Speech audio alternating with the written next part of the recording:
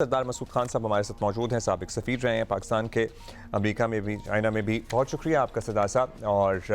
Geneva new York اور میں بھی خدمات سر انجام دیتے رہے ہیں۔ سابق صدر بھی ہیں آزاد جموں کشمیر کے۔ سردار صاحب، آپ کا وسیع تجربہ ہے، ہم سب لوگ حالات دیکھ بھی رہے ہیں، آپ سے ہماری گاہے گاہے بات ہوتی بھی رہتی ہے۔ ابھی ہمیں کل تک یہ لگ رہا تھا کہ معاملات کسی مثبت سمت میں آگے بڑھ رہے ہیں، بس کسی ایک پیج کے معاہدے کی بات ہو رہی تھی۔ وزیر اعظم پاکستان نے بھی اس بارے میں ٹویٹ کر دیا، ایکس پر اپنا بیان دے دیا، آئل پرائسز بھی ایک دم نیچے آنا شروع ہو گئیں، لیکن ایٹ دا سیم ٹائم اس وقت بھی اور آج بھی اسرائیل لبنان میں اپنی بمباری جاری رکھے ہوئے ہے۔ وہ سیز فائر کے باوجود اپنی کارروائیاں کر رہا ہے، اس کو کوئی روکنے ٹوکنے والا نہیں ہے۔ لیکن اب یہ تازہ حملے جو ہو گئے ہیں جزیرہ قشم پہ اور بندرگاہ بندر عباس پہ، کیا لگتا ہے آپ کو؟ both the parties would overcome it quickly and وہ جو پیس پروسیس چل رہا ہے وہ آگے بڑھے گا، یا کچھ دن کے لیے اب تعطل ہم ایکسپیکٹ کریں؟ پیس پروسیس اپنی رفتار سے آگے بڑھ رہا ہے، لیکن یہ حملے جن کا آپ نے ذکر ہوا ہے یہ بھی ہوئے ہیں، اور اس سے امن کے لیے اور خاص طور سے جو یہ مذاکراتی عمل ہے اس کے لیے بہت بڑا خطرہ ہے، کیونکہ اس وقت ایران اور امریکہ دونوں بارود کے ایک ڈھیر پہ بیٹھے ہوئے، ایک ہلکی سی چنگاری اسے پورے کے پورے خطے کو دوبارہ جنگ کی لپیٹ میں لے سکتی ہے۔ پھر یہ ہے کہ یہاں ایک کمیونیکیشن کی جنگ بھی لڑی جا رہی ہے۔ مطلب آپ دیکھیں کہ جو آپ ایران کے بیانات دیکھیں، ان کے باقر کالیباف جو ان کے سپیکر ہیں، چیف نیگوشیٹر آف ایران، تو انہوں نے ایک تو پروجیکٹ فریڈم کے معطل ہونے کے اوپر امریکہ کا مذاق اڑایا، اور دوسرے انہوں نے کہا کہ بیک ٹو کہ ایک تو اس نے کام نہیں کیا اور اسی لیے اسے معطل کیا گیا، اور دوسری طرف انہوں نے یہ بھی کہا ہے کہ بیک ٹو فاکسیوس، جس کا مطلب یہ ہے کہ امریکہ ایکسیوس جو ان کا نیوز آؤٹ لیٹ ہے اس کو جان بوجھ کے اس قسم کی خبریں دیتے ہیں، جس سے یہ لگتا ہے کہ جی ایک دم مذاکرات میں کوئی پیش رفت ہو رہی ہے۔ اس کا ایک مقصد تو یہ ہے کہ منڈیوں کو مستحکم کیا جائے، اور جو قیمتوں میں اتار چڑھاؤ ہے، تیل کی، گیس کی، اشیاء خوردنی کی، ان کے اوپر کسی طریقے سے قابو پایا جائے اور وہ not spiral out of control. لیکن دوسری طرف یہ ہے کہ ایک قسم کا فوجی اور سفارتی دباؤ، فوجی، سفارتی اور معاشی دباؤ ایران کے اوپر ڈالا جا رہا ہے کہ وہ امریکہ کے مطالبات کو مان لے، اس کے نے جو بھی شرائط ان کے حوالے کیے ہیں ان کے اوپر دستخط کر دے۔ یہ صدر ٹرمپ بار بار کہتے ہیں کہ اس کا متبادل ایران کے لیے تباہی ہے، اور وہ یہ کہتے ہیں کہ ہم پورے کا پورا ایران جو ہے اس میں ایک بہت بڑا شعلہ نظر آئے گا، یعنی مطلب یہ ہے کہ پورے کے پورے ایران کو بھسم کر دیں گے۔ تو ادھر ایران والے جو ہے وہ بھی ثابت قدم ہیں، اور وہ یہ ہے کہ وہ امریکہ کی غیر مشروط طور پر ساری کے ساری شرائط ماننے کے لیے تیار نہیں ہیں۔ آپ نے خلاصہ کر دیا، لیکن میں اس میں کہ کیا تجاویز زیر غور ہیں۔ پاکستان بہر صورت کوشش کر رہا ہے ثالث کے طور پر، ابھی بھی اس کا جو ہے ایران کا اور امریکہ کا اس کے اوپر اعتبار ہے،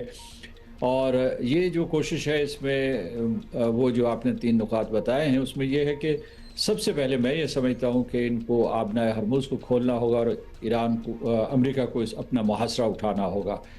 اور دوسری جو سطح ہے وہ یہ ہے کہ ان کو جو ہے ایک ٹائم فریم دیا گیا ہے کوئی تقریباً 30 دن کا، جس میں یہ جوہری معاملات کے اوپر اپنے اختلافات کو دور کریں گے اور کوئی ڈیل سامنے لائیں گے۔ ایک اور چیز جو ہے جو ان کے انتہا پسندانہ مطالبے ہیں خاص طور سے ایران کے،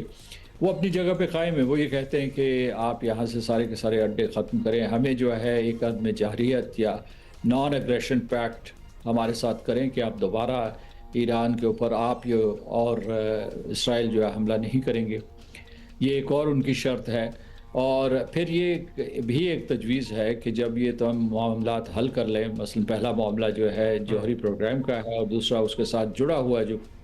معاملہ ہے وہ ایران کے اوپر جتنی بھی معاشی اور فوجی پابندیاں ان کو ختم کر دیا جائے، اس کے ساتھ ساتھ یہ بھی ہے کہ ہر قوم کا مزاج ہوتا ہے، اور اب تک ظاہر ہے آپ کو،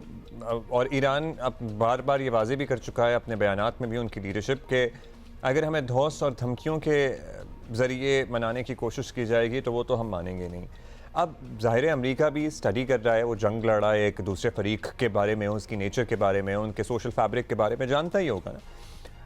جب ایسے میں جب کل صدر ٹرمپ کہہ رہے تھے ایک انٹرویو میں کہ ایک ہفتے میں کسی معاہدے تک پہنچ سکتے ہیں، یہ جو تازہ جھڑپیں کہہ لیں اسے، اور ساتھ میں اس بات پر بھی اصرار کہ سیز فائر نہیں ٹوٹا، وہ اپنی جگہ برقرار ہے، اس کا کیا معنی لیں ہم؟ یہ پریشر ڈالنے کی ہی کوشش ہے یا پھر یہ ٹٹ فور ٹیٹ چلتا رہے گا ابھی کچھ دن اور؟ مجھے اجازت دیجیے کہ میں اپنا پہلا پوائنٹ مکمل کر لوں، جی سر۔ اور میں اس کے بعد میں آپ کے سوال کی طرف آتا ہوں۔ میں یہ کہہ رہا تھا کہ اس کے بعد جو ہے ایک ان کی تجویز، جس تجویز کا آپ ذکر کر رہے تھے، اس میں ایک تجویز یہ ہے کہ جب یہ اپنے معاملات طے کر لیں تو اس کے بعد یہ بھی دیکھیں کہ پورے کے پورے خلیجی ریاستوں اور ایران میں مجموعی طور پر سیکیورٹی کو کیسے ممکن بنایا جائے، یعنی کلیکٹیو سیکیورٹی کے لیے کیسے کوشش کی جائے۔ کیونکہ یہ بھی دیکھیے کہ جو خلیجی ریاستیں وہ یہ کہہ رہی ہیں کہ اگر کوئی معاہدہ ہوتا ہے ایران اور امریکہ کے درمیان، اور ایران کا یہ مطالبہ ہے کہ پوری پوری کمپریہنسو جنگ بندی ہونی چاہیے، تو اس میں یہ ہے کہ اسرائیل بھی شامل ہو اور پوسٹ وار کلیکٹیو سیکیورٹی کا بھی کوئی کانسیپٹ سامنے آئے جس میں یہ خلیجی ریاستیں بھی محفوظ ہوں، کیونکہ وہی جو ہے اس میں یہ پوری کی پوری کنجی ہے کہ یہ جو مستقبل ہے وہ مستحکم ہو سکتا ہے۔ آپ کے سوال کی طرف میں آتا ہوں کہ ایک طرف جو ہے یہ کہا جا رہا ہے کہ جی مذاکرات کا عمل تیزی سے بڑھ رہا ہے، اور دوسری طرف جو یہ ہے کہ فوجی کارروائی ہوئی۔ میرا خیال ہے کہ فوجی کارروائی میں امریکہ نے ان کی ٹالرنس کی تھریش ہولڈ ٹیسٹ کرنے کی کوشش کی۔ ان کے 3 ڈسٹرائرز جو ہے وہ وہاں آبنۂ ہرمز سے گزارنا چاہتے تھے، اور ان کا خیال تھا کہ بغیر کسی رد و قد کے، بغیر کسی روک ٹوک کے وہ گزار لیں گے، لیکن ایران نے حسب توقع ان کے اوپر حملہ کیا میسائلز کے ذریعے اور ڈرونز کے ذریعے، جس کے بعد امریکہ نے جوابی کارروائی کی اور اس میں کشم بندرگاہ اور بندر عباس دونوں کے اوپر حملے کیے، اور کئی علاقوں میں اور بھی جو ہے دھماکوں کی آوازیں سنائی دی۔ تو اس کا مطلب یہ ہے کہ وہ یہ نہیں چاہتے، اس کے باوجود امریکہ نہیں چاہتا کہ کسی طریقے سے جنگ دوبارہ سے وسیع پیمانے پہ چھڑ جائے، کیونکہ صورتحال یہ ہے کہ امریکہ بھی اس جنگ سے نکلنا چاہتا ہے اور ایران بھی، اور ایک کاغذ ان کے سامنے ہے جو کہ ایک ورق ہے، اور وہ اس کے اوپر جو بھی، یعنی یہ ایک قسم کا میمورینڈم آف انڈرسٹینڈنگ ہوگا، یہ مکمل اگریمنٹ نہیں ہوگا، مکمل جو میمورینڈم آف انڈرسٹینڈنگ یا مفاہمت کی یادداشت ہوتی ہے،